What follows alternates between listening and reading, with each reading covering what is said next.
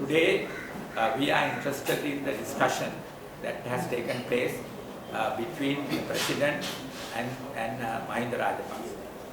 Because these two politicians were at loggerheads in the last presidential election, and their politics are far apart, even though they belong to the same party. President Maithripala, he collected people who agree to liberal democratic tasks that have to be carried out in the present society, particularly changing of the constitution,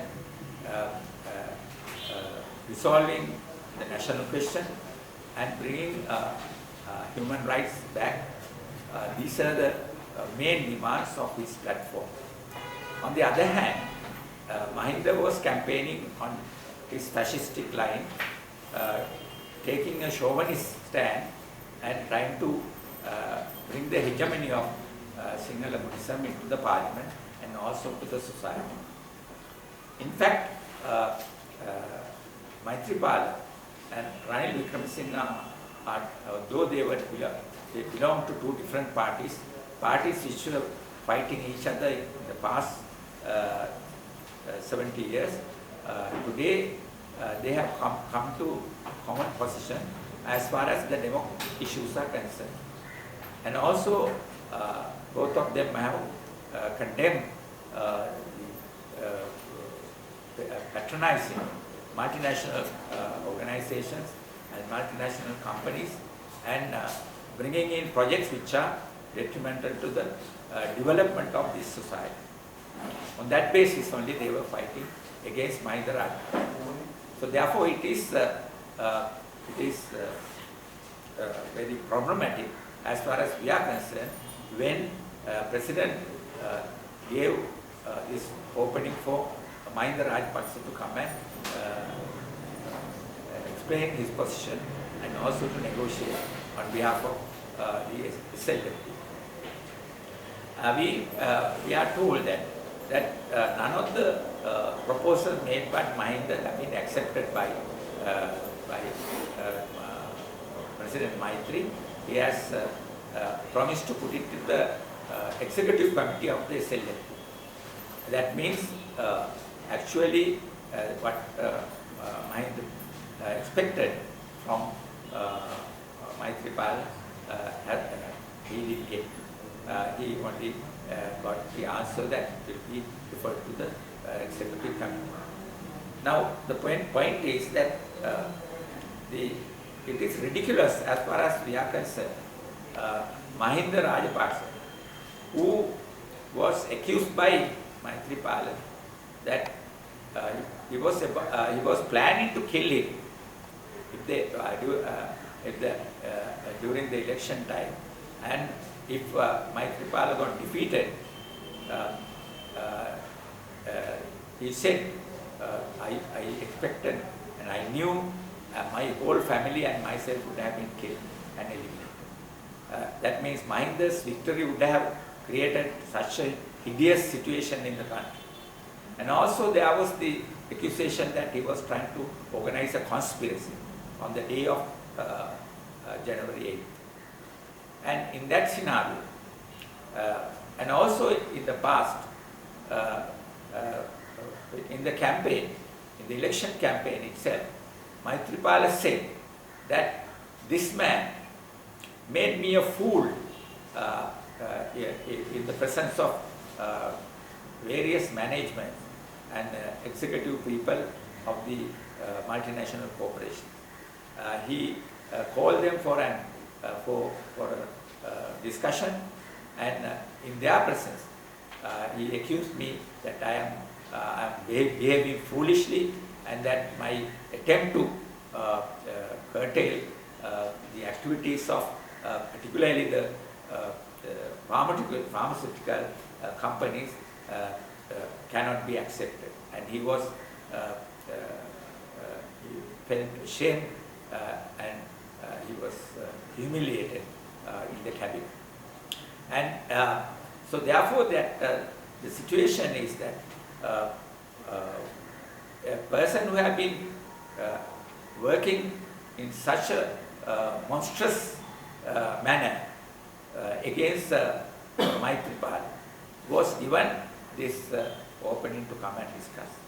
That is a show of kindness as far as Maitripala is concerned. As a president, he should be able to discuss with anybody, any citizen. So therefore, we have nothing, no criticism against Maitripala for allowing him to come and discuss with us. We are shocked that this man who have been accusing and trampling and preparing so much of atrocities and incidences and also was accused of planning to kill Maitripala, thought that he could beg him and get a position and could get a position in the coming election as the leader and the Prime Minister candidate from the SLN. So anyway, the discussion has not created anything interesting, but we believe that this shows that fascistic tendency in the society has not accepted the defeat. Even on the May Day, they attacked Nirmal Ranjit Devasiri, one of the prominent leaders in the democratic movement. And while he was watching their public rally, it was a public rally. And public rally, anybody can go and watch. But that right was broken and was not given to the lecturers several lecturers who went to watch the May Day rally of pro-Mahinda group. So therefore, we have come to a stage where we have to be concerned and we should get together and prepare for a fight in the coming period against the fascistic tendency. Then the second point that we are discussing today is the proportional representation and the electoral system. We have explained from the very beginning that proportional representation is the most democratic as far as any society is concerned. And without that kind of assessment of the tendencies, political tendencies in the society, we cannot say that election is democratic. So therefore we said, even with preferential system, which have been accused of being corrupt, we can have proportional representation in the elections, and that should be the way to select our members of parliament. And now still the SLP, which campaigned for democracy, have exposed themselves that they are not for democracy by opposing proportional representation. They want to convert the parliament to a majorities parliament. In the sense, hegemony of Sinhala Buddhism has to be brought into the parliament. That is why they are opposing the proportional representation and demanding that first come post electoral system should be brought in and given the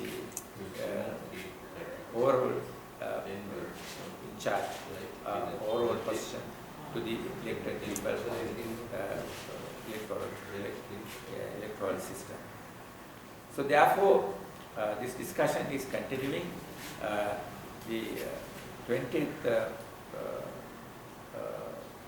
amendment to the parliament, to the constitution, could be brought only after the agreement between the major parties and the minority parties.